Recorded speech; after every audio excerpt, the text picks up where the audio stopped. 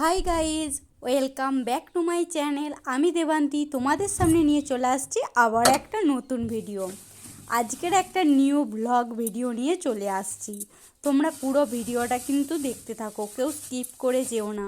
পুরো ভিডিওটা কিন্তু সবাই দেখো, তোমাদের খুব ভালো লাগবে। এখন চলে আসছি, দেখছো এখন রান্না বান্না সারতে হবে দুপুরের। কি কি রান্না বান্না করি না করি সবটাই তোমাদের সাথে আজ শেয়ার করব। চলো, এখন কি শাক এনেছে বাবা সেটাই তোমাদেরকে দেখাবো, বা এখন একটু কেটে নেব। এটা হচ্ছে পুনকো শাক। এখন দেখবে পুনকো শাক, পালং শাক, মূলো শাক, এখন শীতকাল এলে যত সবজি মানে অনেক রকম সবজি পাওয়া যায় দেখবে, আর শাক তার তার সাথে মানে বিভিন্ন রকমের শাক।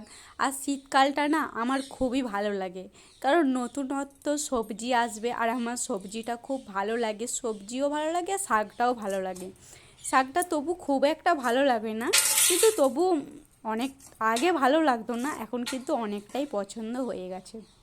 আর এদিকে দেখছো আমি কেন উঁকি মারছিলাম, কারণ হচ্ছে ওদিকে ভাতটা বসিয়ে দিয়ে আসছি, তো সেই জন্য ভাতের ফ্যানটা ঝরে ঝরে যদি পড়ে, নাহলে গ্যাসে পড়বে, সেই জন্য আর 14বার ধরে মানে বারবার ধরে দেখছিলাম যে গ্যাসের ফ্যান ভাতের ফ্যানটা পড়ে যাচ্ছে নাকি।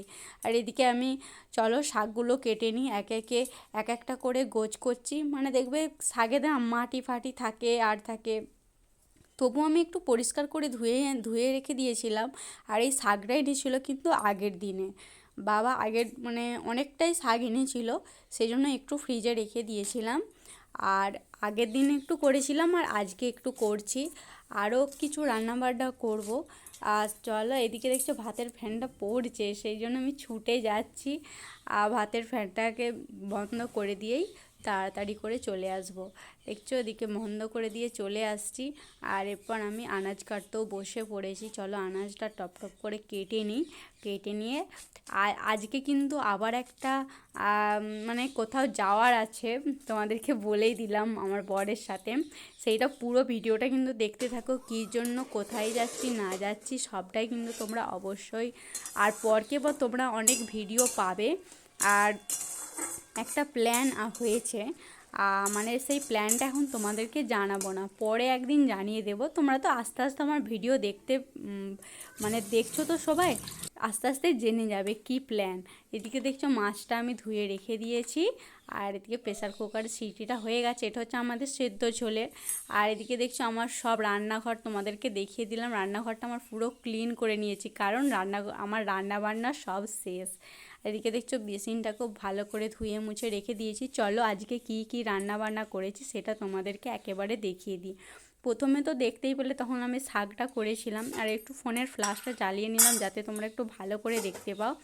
এদিকে দেখছো বাবান শোনার জন্য মাছটাকে বেছে রেখে দিয়েছি, আর নাহলে কাঁটা সহ ও তখন বাছলে না ও তাড়াতাড়ি হতো করে।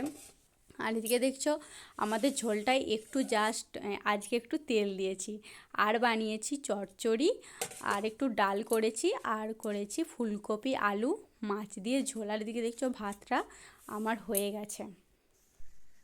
তো রান্না বান্না কমপ্লিট। এখন দেখছো একটু রেডি হয়ে নিয়েছি, কোথায় যাব দেখছো, একটু রেডি হয়েছি, একটু যাব বরের সাথে যাব। এর আগের দিনেও গিয়েছিলাম, আজকেও যাচ্ছি। তো কেন যাচ্ছি সেটা তো তোমাদেরকে অবশ্যই বলবো ফিরে এসে। চলো এখন যা তোমরা কি ভাবছো এই অবস্থাতেই যাব, সোয়েটার পরবো না? বাইরে এত ঠান্ডা আর এত কুয়াশা, এর আগের দিন আমার কি বলবো। আর দেখছো কানের পরা হয় না, কানেরটা একটু পরে নেব, খালি হয়ে যাবে। চলো সোয়েটারটা পরে নিই, একেবারে তোমাদের সাথে কথা বলছি। একেবারে দেখছো রেডি হয়ে গেছি, যে একটা সোয়েটার পরে নিয়েছি, গলায় মামটা স্টোলটা জড়িয়ে নিয়েছি। তো চলো তোমাদের দাদাভাই চলে আসছে, চলে যাই তাড়াতাড়ি করে। এখন বরের সাথে বেরিয়ে পড়লাম রাস্তায়। তা রাস্তায় বেরিয়ে পড়েছি আমি আর আমার বর বাইক নিয়ে। আর তো একটু বাজারের দিকে যাচ্ছি। আর তোমরা আর যে একটা রান্নার যে ভিডিওটা দেখলে আমার, ওটা কিন্তু দুপুরের ভিডিও। তারপরে আমরা এখন বাজে 8টা বাজে, এখন 8টার সময় আমরা বেরিয়েছি বাড়ি থেকে। বাড়ির সব রান্না বান্না করেছি, তারপর বেরিয়েছি। মানে রাতের সব রান্নাবান্না আমাদের প্রতিদিনই রান্নাবান্না হয়।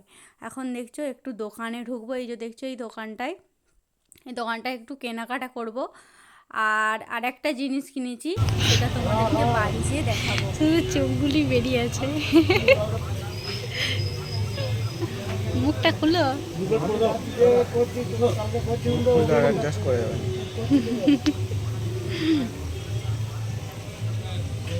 আমরা এখন কোথায় দাঁড়িয়েছিলাম, আমরা একটু রাস্তার দোকানের দিকে, মানে যেখানে চাউমিন এগরোল এই সমস্ত করে, কিন্তু এটা রেস্টুরেন্ট না, জাস্ট একটা পাশেই একটা দোকান, রাস্তার পাশেই ওই দোকানটাই খুব সুন্দর করে। সেখান থেকে তোমাদের দাদাভাই নিয়ে নিচ্ছে চিকেন চাউমিন।